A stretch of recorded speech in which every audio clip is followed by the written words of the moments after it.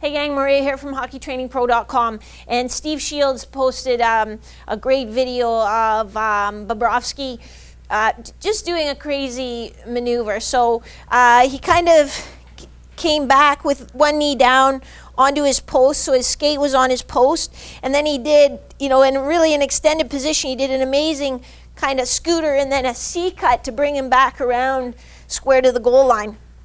And so then they asked, man, like, what muscle do you use to do that? And the answer is tons and tons.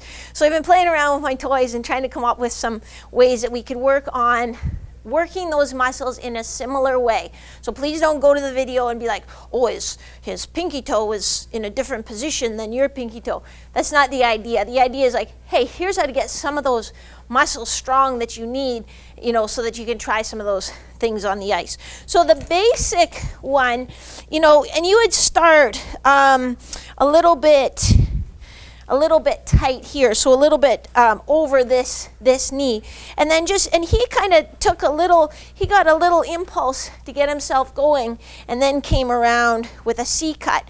So you would start in a little close, but when he did it, like he was way out.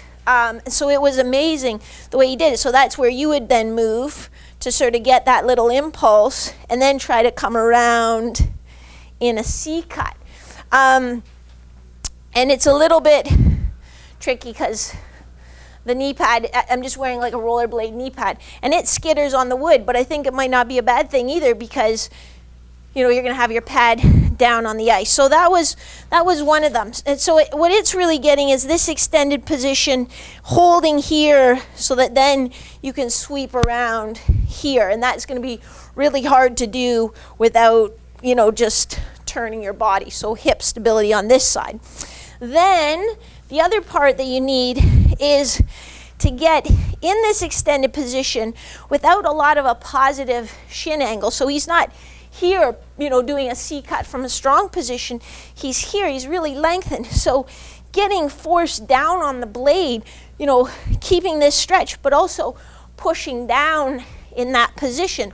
So that's where we can use some weights, like a 5 or a 10-pound plate on top of this towel. So it's giving me some resistance there that I'm going to move in that lengthened position again. So I can come out, and then from here I have to push down. I have to keep my knee forward. I can't drop my knee here and kick. I have to keep that force down. And so you can do that in different positions. In the video, when you see him, he kind of gives a quick little scooter here to get his momentum going, and then he does that C-cut. But I think it would be worthwhile for practicing at home all different positions, in front, middle, and back. Then we got that down. So we want to look now just at pushing strength. This bungee is probably a little bit too light, but so I've got my weight, I've got my towel, got my bungee, I've got my knee pads, I'm all geared up. So now I can use this. I have to push down, but then I also have some resistance on the muscles that are pushing out, making that strong C-cut. Now don't forget, one of the keys to that exercise or that maneuver is also stability in this hip. But when I'm doing my motions here, I'm getting an equal and opposite stabilization effect here. So the progression, if you're finding it too easy, is always going to be coming out further, putting this hip in a harder position to stabilize. That was a good one. I love getting questions like that. And looking at video, that was fantastic. So thank you very much, Steve Shields. If you don't follow Steve's Facebook page, you should do so. There's lots of great chatter on there. This is Maria from hockeytrainingpro.com. My mission is to help 10,000 players win more games with fewer injuries. I'm going to get 10 of you to the NHL in the next 10 years. One of you will win the Stanley Cup.